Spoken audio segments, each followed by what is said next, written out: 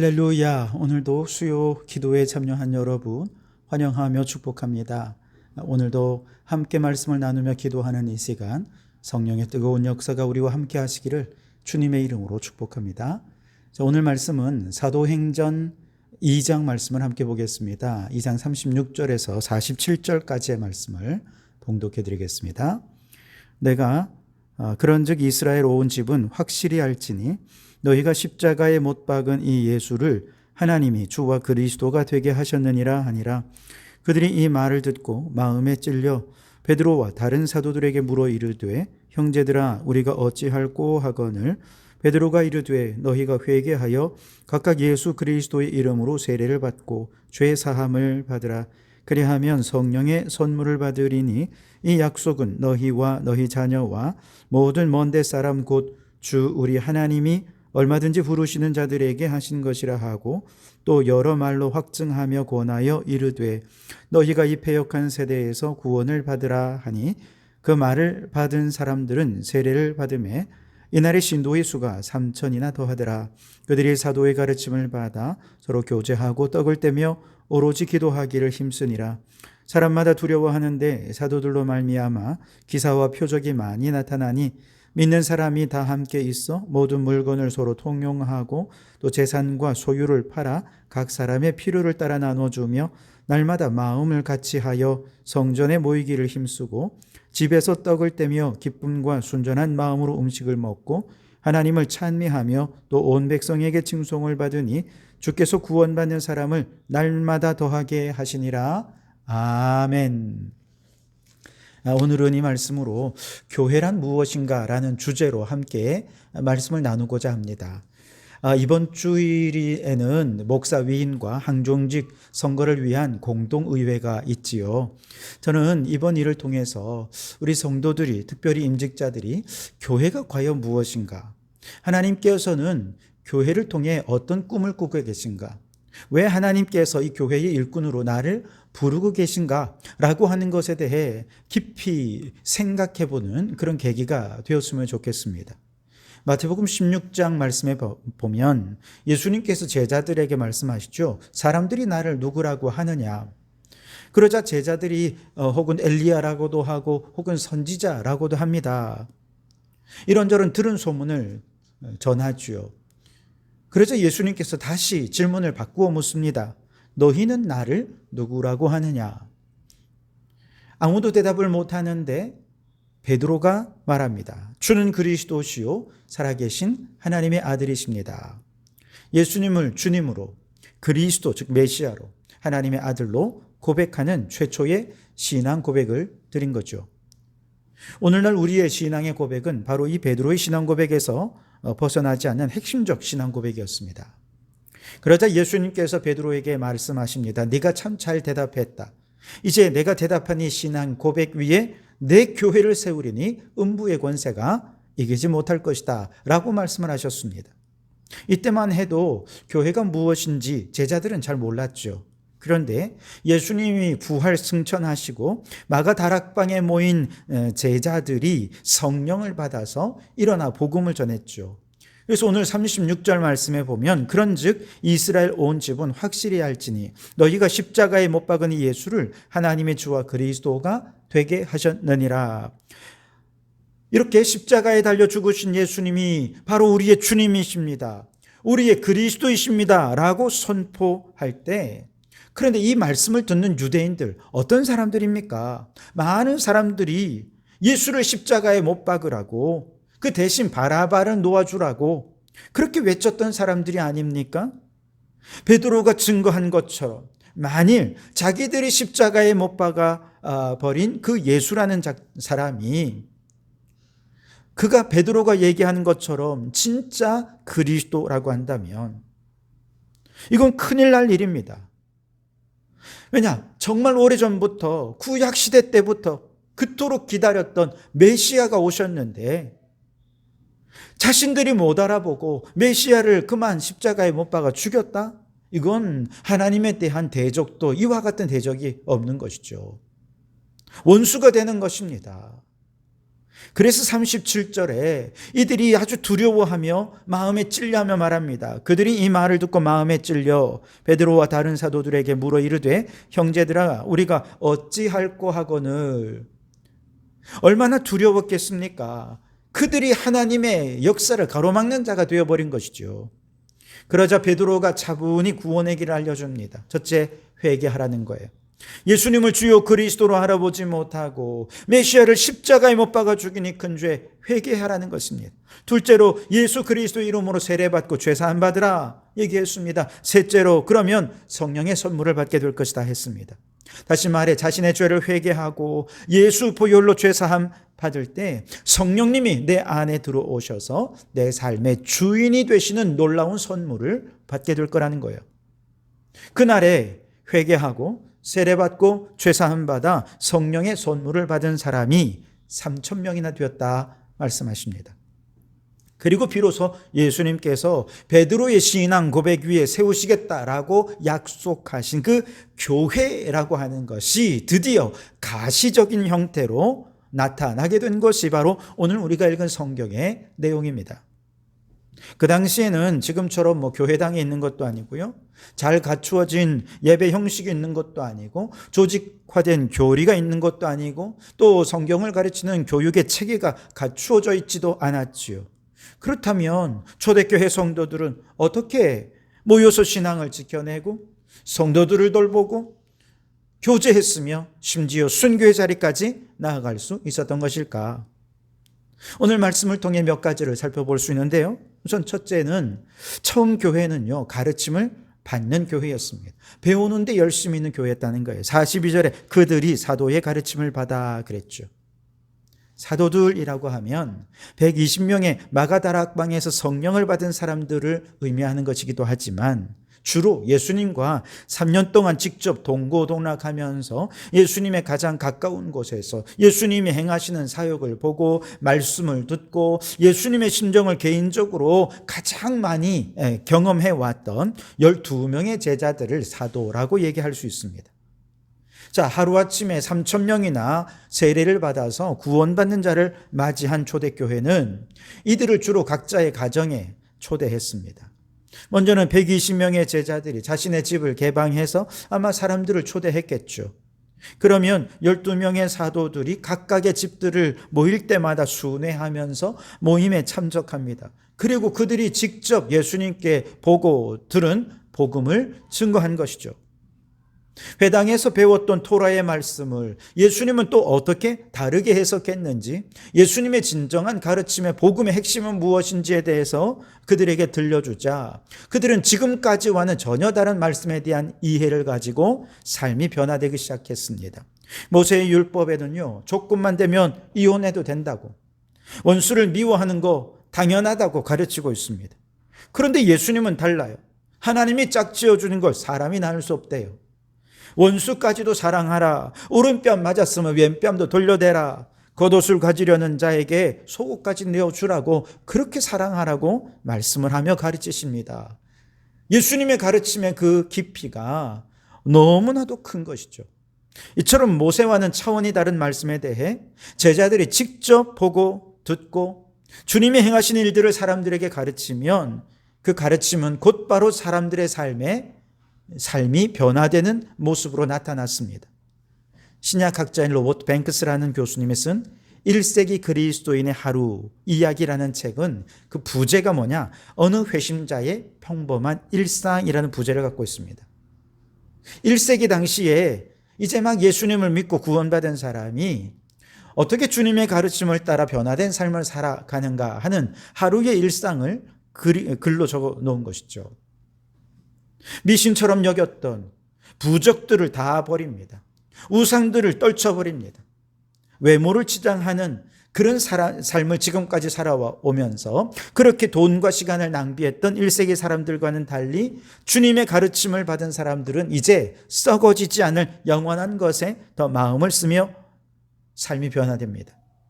노예를 물건으로 취급하지 않고 가족같이 여기고 종과 주인이 함께 식사를 합니다.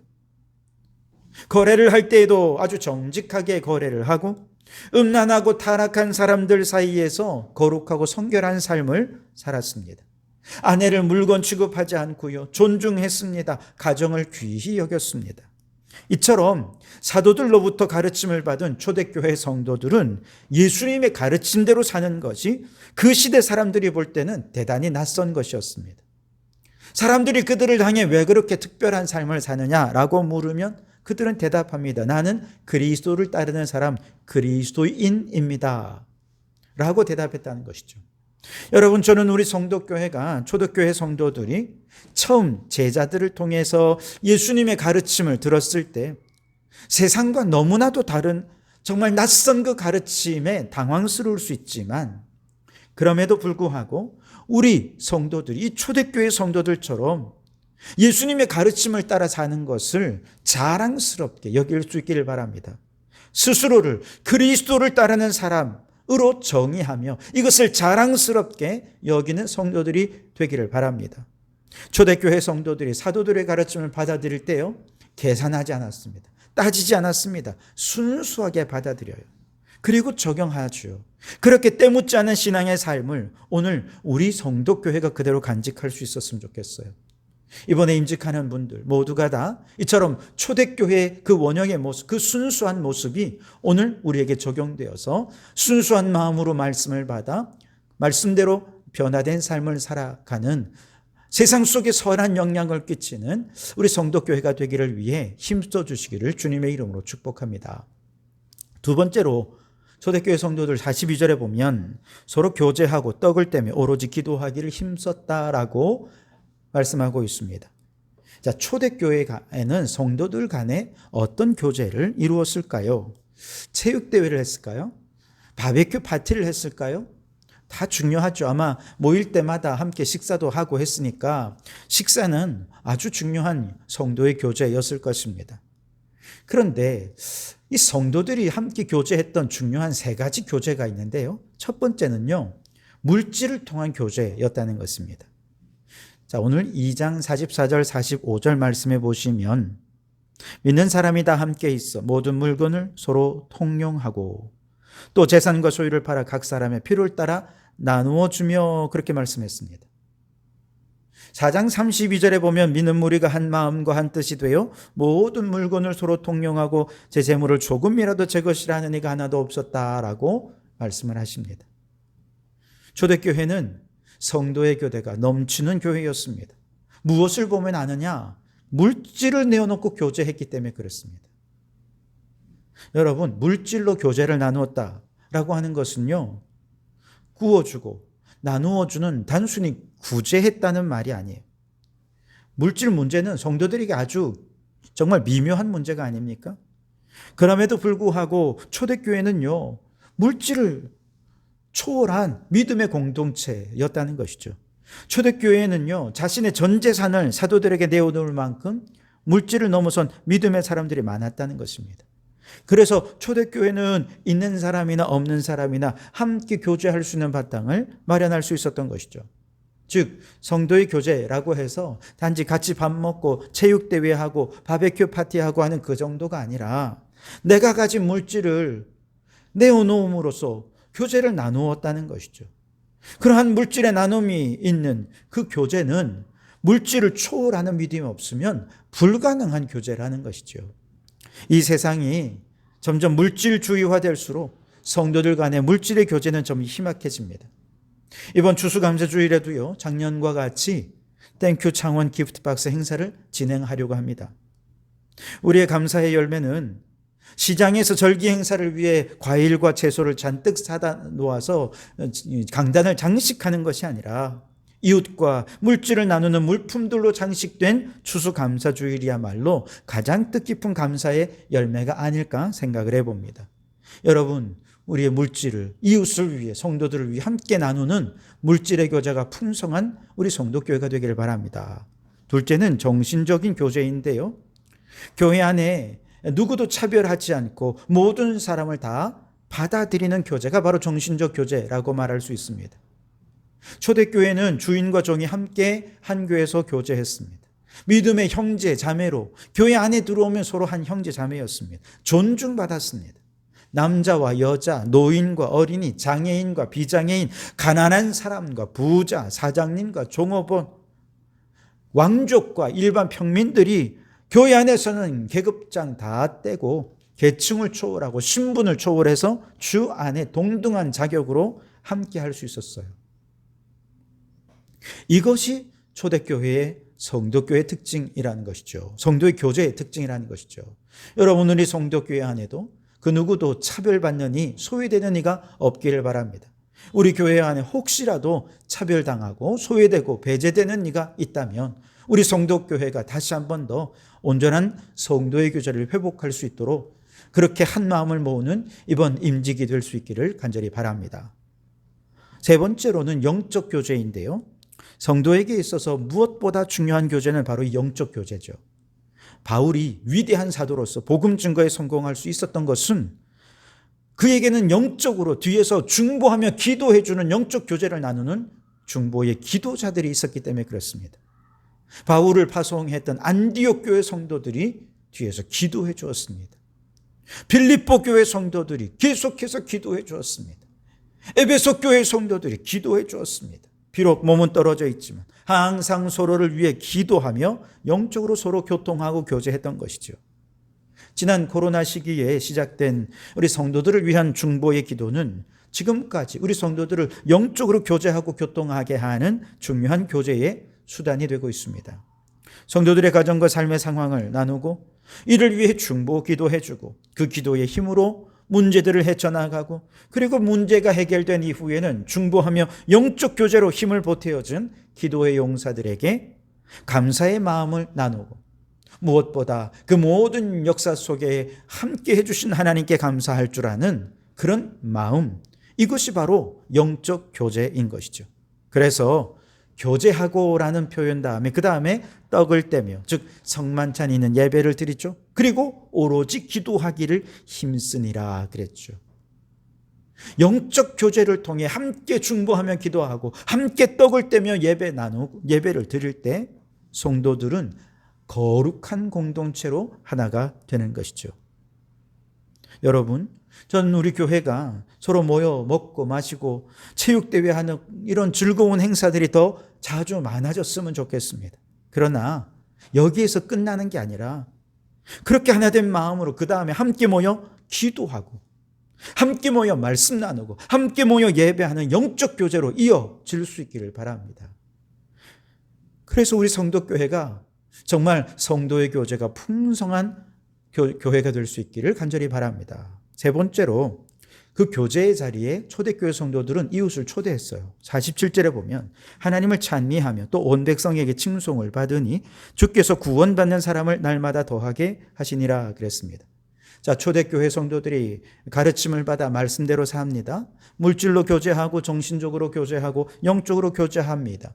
그런데 그 교제하고 또 나누는 그 삶이 너무너무 좋아요.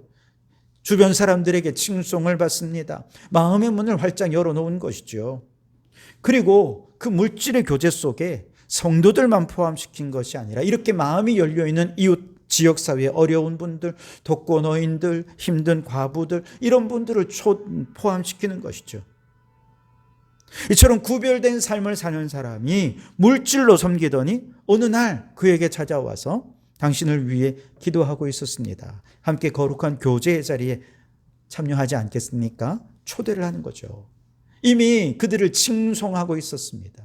칭찬하고 있었습니다. 마음이 많이 열려져 있는데 그가 초대하니 기쁨으로 그 초대에 응하지 않았겠습니까? 여러분, 초대교회는요 무슨 대단한 잔치를 열지 않았습니다. 초청잔치, 무슨 대축제 이런 거 아니었어요. 그래서 매주 가정 예배에 모일 때마다 새 가족들을 가족으로 초대하는 것입니다. 환대하고 축복하는 거죠. 그랬더니 날마다 구원받는 사람이 더해졌다라고 말하고 있습니다. 여러분이 이번 임직하는 우리 일꾼들이 교회가 얼마나 세상과 차원이 다른 공동체인지, 우리 교제가 세상의 교제와 어떻게 다른지, 또 나는 어떤 교회를 꿈꾸고 우리 교회는 어떤 교회가 되기를 원하는지, 무엇보다 하나님은 우리 성도교회를 통해 어떤 꿈을 꾸고 계신지를 함께 기대하고 소망하면서 우리 성도교회를 통해 이루실 하나님의 소망 어린 미래를 함께 이야기하는 그런 교회가 될 수 있게 되기를 주님의 이름으로 축원합니다. 기도하겠습니다. 하나님, 이번 임직식을 통해 교회를 더 사랑하게 하옵소서. 교회를 통해 하나님께서 이루시고자 하는 하나님의 꿈에 대해 이야기하고 그 꿈을 이루기 위해 어떤 일꾼이 되어야 하는지를 생각하는 계기가 되게 하옵소서. 초대교회처럼 가르침 받은 대로 구별된 삶을 살고 물질로 정신으로 영적으로 진정한 교제를 나누며 더 나아가 이 구별된 모임의 이웃을 초청하여 구원받는 자의 수가 날마다 더해지는 축복을 더하여 주시옵소서. 예수님 이름으로 기도하옵나이다.